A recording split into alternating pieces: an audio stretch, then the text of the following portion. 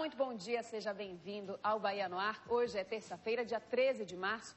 Bom dia para você aqui de Salvador, bom dia para todo o interior do estado, um bom dia especial para as populações de Jaguaquara, de Jiquié, de Santo Amaro, dos 75 municípios da nossa terra que estão em situação de emergência por causa da seca. Eu volto a dizer, aguentem firme. O Bahia no Ar começa agora trazendo informação e serviço para você. Daqui a pouquinho nós vamos conversar com o doutor Vinícius, que é criminalista. Ele está aqui nos nossos estúdios, e também com a doutora Solange Men, que ela é psicanalista. Doutor Vinícius Assunção e Solange Men, que vão comentar o caso de um jovem que ateou fogo no corpo do próprio amigo depois de uma discussão. Por que isso tem sido com certa frequência? Por que isso tem acontecido com certa frequência aqui na nossa Bahia, no nosso país? Você vai saber alguns detalhes daqui a pouquinho. Acompanhe agora os destaques do programa de hoje. Imprudência. Equipe da Record Bahia flagra motorista dirigindo perigosamente de Camaçari até Salvador. Tragédia. Enterrados corpos de 6 pessoas de uma mesma família de Morro do Chapéu, vítimas de um acidente na BA-052. Descobertos. Polícia apreende 2 adolescentes acusados de assassinar turista do Amazonas em Estela Maris. Um queria comprar roupa e droga, outro queria comprar um presente para o avô. Quer dizer, e é uma vida, né, que se perdeu. No estúdio, vamos discutir um crime bárbaro que chocou os moradores do subúrbio de Salvador. O acusado, conhecido apenas como Breno, é amigo de muitos anos de Eduardo. Os dois teriam iniciado uma discussão, quando Breno resolveu, então, jogar álcool no amigo e ateou fogo logo em seguida. E conheça o exemplo de seu Leu. Aos 84 anos, ele concluiu a faculdade de Direito. Eu me sinto realizado porque era um sonho meu. Desde a infância era fazer Direito. E a gente tem que continuar sonhando, porque na hora que a gente para de sonhar, começa a morrer. Que maravilha! E a gente tem isso, que respeitar os nossos idosos e exemplos como esse. Porque, não sei se você se lembra daquele caso do motorista de ônibus acusado de preconceito contra um homem de 84 anos. Ele vai ser ouvido na delegacia do idoso. Ontem a gente falou sobre esse caso aqui. Esse rodoviário, com falta de humanidade, falta de respeito, falta de educação, expulsou um passageiro do coletivo na última sexta-feira, alegando que o idoso estava com mau cheiro. A situação foi flagrada por nossa equipe de reportagem na última quinta-feira. O aposentado Valdivino Lopes de Araújo, de 87 anos, foi retirado do ônibus por policiais militares a pedido do motorista. Ele alegou que o idoso estava com mau cheiro. Esse cidadão aqui, ele tem uma infecção na perna muito grande, uma ferida enorme e fede muito, que não consigo nem dirigir, não estava mais conseguindo respirar. O ônibus é da empresa Expresso Vitória e fazia a linha Barbalho-Guatemi. O caso revoltou os passageiros. Um ser humano, o senhor não está com mau cheiro. Ele disse que não vai conduzir o ônibus se o motorista se o rapaz não descer. Isso não é justo. Ao tentar pegar um outro ônibus da mesma empresa, seu Valdivino foi impedido mais uma vez de entrar. O caso foi parar na delegacia do idoso. A delegada, que viu a reportagem, investiga se houve abuso contra o aposentado. A gente vai analisar minuciosamente se enquadrar no tipo penal descrito no artigo 96 do Estatuto do Idoso. A gente vai apurar e remeter o fato para o judiciário. Doutora Suzy vai agora notificar a empresa e ouvir o motorista, que, se culpado, pode pegar uma pena de até 1 ano de prisão. Em nota, o Sindicato das Empresas de Transporte Público de Salvador informou que teve acesso à reportagem. A direção do CETEPS disse ainda que vai repassar as imagens à empresa responsável pelo ônibus que o idoso foi expulso para que o caso seja apurado. Você aí de casa, você que tem avô, que tem avó, que tem pai, que tem mãe, nessa idade tem tio, tem parente, ou que tem um mínimo de sensibilidade, você não fica indignado com uma situação como essa, não? Se era um caso de saúde pública, ontem nós conversamos ao vivo com a doutora Suzy Brandão, ela falou que poderia ter sido um caso de saúde pública, que se chame uma ambulância, que se chame um agente de saúde, e trate desse idoso, não expulse, não coloque ele para fora como foi feito, você viu, né? Pobrezinho, ainda tentou entrar num outro ônibus, foi rejeitado mais uma vez. Em nota, a Trans Salvador também informou que condena o comportamento do motorista de ônibus que expulsou o idoso e disse que vai apurar o fato e punir os responsáveis. Vamos saber dos casos registrados pela polícia nas últimas 24 horas. Entre eles está o de um joalheiro, vítima dos próprios clientes. Que história é essa, Juliana Amaral? Olá, Jéssica. Permanece internado aqui no Hospital Roberto Santos o joalheiro Ismanda Encarnação Souza, de 27 anos. Na noite de ontem, ele foi entregar um colar de ouro encomendado por 3 rapazes no bairro do Arenoso, quando, veja só, foi baleado pelos próprios clientes. Apesar de ter sido atingido no braço e na perna, ele conseguiu fugir e foi socorrido por uma amiga. O caso está sendo investigado pela 11ª Delegacia em Tancredo Neves, mas ainda não há pistas sobre os autores dos disparos. Outras 3 pessoas sofreram tentativa de assassinato nas últimas 24 horas na região metropolitana de Salvador, segundo a Secretaria de Segurança Pública, que também registrou 8 homicídios, 11 veículos furtados e 4 roubos a coletivos. Voltamos aos estúdios do Bahia no Ar. É com você, Jéssica. Vamos ver como é que fica o tempo hoje na Bahia? Olha só, aqui em Salvador, o sol vai aparecer com algumas nuvens, com pancadas de chuva à tarde e à noite. A mínima prevista é de 23, a máxima de 31 graus. Nós vemos agora imagens ao vivo da Torre da Record Bahia. Olha só que imagem bonita. Depois de alguns dias cinzentos, o sol está voltando a aparecer, brilhando no céu da capital baiana.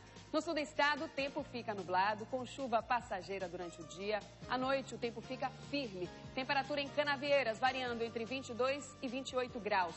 No nordeste da Bahia, o clima oscila entre sol e muitas nuvens, com chuva à tarde e à noite. Em Monte Santo, mínima de 20, máxima de 32 graus. Em Salvador, maré alta hoje às 7h20 da manhã, baixa por volta de 1h25 da tarde, novamente alta às 8 da noite. Olha só, imagens da Baía de Todos os Santos ao vivo da nossa unidade móvel, mostrando aí a chegada de um cruzeiro, mais um cruzeiro ainda chegando nesse finzinho de verão em Salvador. 6h36, chegou agora a hora, um momento aqui no nosso programa, que para você que está se arrumando para trabalhar, ou você que já está no local de trabalho, pode até não parecer muito importante, mas eu quero lhe convidar a prestar atenção. Você sabe por quê?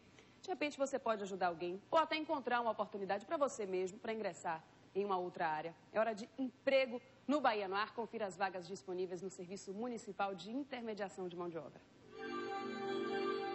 O SIM tem hoje 15 vagas para atendente de balcão, 10 vagas para costureira, 5 vagas para instalador de película, 5 vagas para supervisor de telemarketing, 3 vagas para cozinheiro, 2 vagas para mecânico de bomba predial, 2 vagas para dedetizador e 2 vagas para técnico eletrônico. Os postos do SIM ficam no Comércio, Cabula, Cajazeiras e Boca do Rio.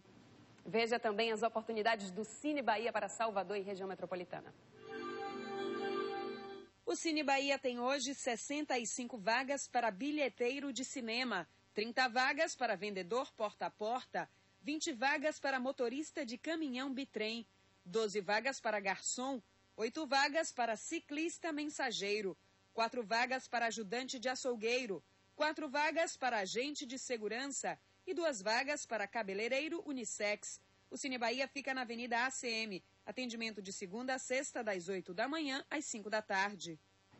E olha só esse caso que nós comentamos rapidamente ontem aqui no Bahia no Ar. Agora você vai ver a história completa desse crime bárbaro que chocou os moradores do bairro do Lobato, no subúrbio ferroviário de Salvador. Um amigo ateou fogo no corpo do outro depois de uma discussão. Foi nesta rua, no bairro do Lobato, onde Eduardo Carvalho, de 24 anos, teve o corpo queimado. Os moradores não querem falar sobre o assunto. A família da vítima, que mora a poucos metros de onde tudo aconteceu, ainda não acredita na brutalidade do crime. Eram muito amigos, ficavam todo mundo ali, brincando, tudo. E ontem eu não sei o que foi que aconteceu. O que mais surpreendeu a todos aqui na localidade foram as circunstâncias em que o crime aconteceu. O acusado, conhecido apenas como Breno, é amigo de muitos anos de Eduardo. Os dois teriam iniciado uma discussão, quando Breno resolveu, então, jogar álcool no amigo e ateou fogo logo em seguida. Eduardo foi internado em estado grave no HGE, com 80% do corpo queimado e corre risco de morte. O suspeito está foragido. A polícia investiga o caso e quer descobrir que motivo levou Breno a atear fogo no próprio amigo. Eu estou com basicamente 2 equipes na rua para tentar prender o em flagrante, ou mesmo já com a qualificação dele, a gente vai representar pela prisão temporária ou mesmo preventiva após ouvir algumas testemunhas ou declarações dos familiares. Olha, para saber como a justiça vê esse tipo de atitude, nós convidamos o advogado criminalista Vinícius Assunção. Ele está aqui ao meu lado. Muito bom dia, doutor Vinícius, tudo bem? Bom dia, Jéssica. Tudo bem. Antes da gente começar a conversa, eu queria convidar o senhor a gente lembrar um outro caso, porque chama a atenção que esse não é um caso isolado. A gente vai relembrar o caso do marido que ateou fogo na própria mulher e que só foi preso 4 anos depois do crime. Olha só, Jorge Luiz dos Santos foi preso dentro de casa. Ele foi acusado de atear fogo na própria esposa durante uma discussão. Ana Tereza Araújo Alves não resistiu aos ferimentos, morreu depois de passar 9 dias no hospital. Olha a foto dela, olha a pessoa alegre, que acabou morrendo de uma forma trágica. Jorge chegou a negar o crime, mas foi desmentido pelo próprio filho do casal, esse adolescente aí, que também teria sido agredido pelo pai. Com a morte da mãe, ele passou a morar na casa da avó materna, essa idosa aí, que não descansou até a prisão do ex-genro. Então, doutor Vinícius, eu queria falar sobre esses 2 casos. No primeiro caso, não sabemos ainda se trata de fato de um adolescente ou de um jovem. Vamos tratar como se ele fosse maior de idade, para saber como é que a lei vê um caso como esse. Como se classifica um crime dessa natureza? Bem, Jéssica, note, é um crime grave. Um crime grave que a lei vai tipificar, vai considerar como crime hediondo. E na condição de crime hediondo, porque é uma tentativa de homicídio qualificado, nessa condição nós teremos uma série de consequências para essa pessoa, para esse acusado. Ele, por exemplo, não vai conseguir obter a fiança. Normalmente nós ficamos até um pouco preocupados com a liberdade provisória que é concedida através do pagamento de fiança. Ele não vai conseguir. Ele também vai ter que começar o cumprimento de pena, se condenado for, se realmente se apurar que ele é o responsável, vai ter que começar o cumprimento de pena no regime fechado. E além do mais, para progredir de regime, ele vai ter que aguardar aí o tempo de 2/5 ou 3/5 da pena. Mas é um crime grave, é um crime considerado hediondo, um crime de homicídio qualificado, porque ele empregou o fogo, é um meio cruel, e ao mesmo tempo decorre de uma discussão, de uma brincadeira com a qual a pessoa se irritou. Então nós temos aí também um motivo fútil. É um crime chamado impropriamente de duplamente qualificado. É o que nós técnicos não dizemos duplamente qualificado, mas popularmente assim se chama, duplamente qualificado por conta do motivo fútil, a discussão entre a conversa, a brincadeira entre os dois, e o meio cruel, o emprego do fogo.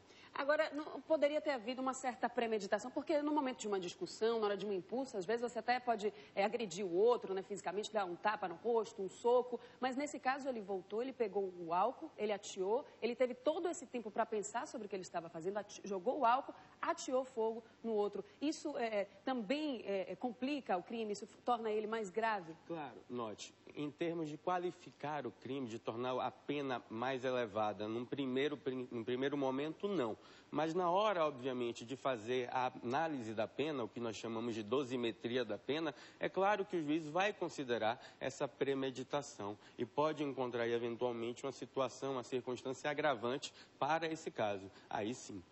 É possível que ele torne a pena mais grave ao final da dosimetria da pena, da análise da pena desse rapaz, por conta dessa premeditação. Exatamente. Agora, o senhor falou que ele não teria direito à fiança por se tratar de um crime hediondo. Agora, ele não foi preso em flagrante, ele não foi encontrado ainda. O fato de não haver flagrante não poderia relaxar essa prisão antes do julgamento? Veja, o fato de não ter havido ainda o flagrante, o que é que vai nos possibilitar? Possibilitaria até mesmo que a justiça decretasse a prisão temporária dele ou a prisão preventiva, no caso, para garantia da aplicação da lei penal. Então, o fato dele se encontrar fugido, foragido, nós teríamos essa possibilidade de decretação de uma medida preventiva para que, localizando ele fosse logo preso num primeiro momento. E se preso for, ele não vai poder se valer desse benefício da fiança por conta da hediondez desse crime. É a Lei 8.072 de 90 quem prescreve isso. Muito obrigada, doutor Vinícius, pelos esclarecimentos. Um bom dia e até a próxima. A gente vai continuar falando sobre esse assunto daqui a pouquinho. O que leva uma pessoa a cometer um crime bárbaro como esse? Nós vimos do ponto de vista da justiça, depois nós vamos relembrar outros casos cruéis, como de uma mãe que ateou fogo no próprio filho, um bebezinho de 1 ano e meio. Vamos conversar com uma psicanalista sobre esse assunto. Mas agora a gente vai para um rápido intervalo. Não saia daí. Ainda hoje você vai ver também um flagrante exclusivo. Olha só que imagens impressionantes da equipe de reportagem da Record Bahia. O motorista não consegue manter o carro na faixa. A todo momento, ele invade a pista contrária e põe em risco a vida de quem segue na direção oposta.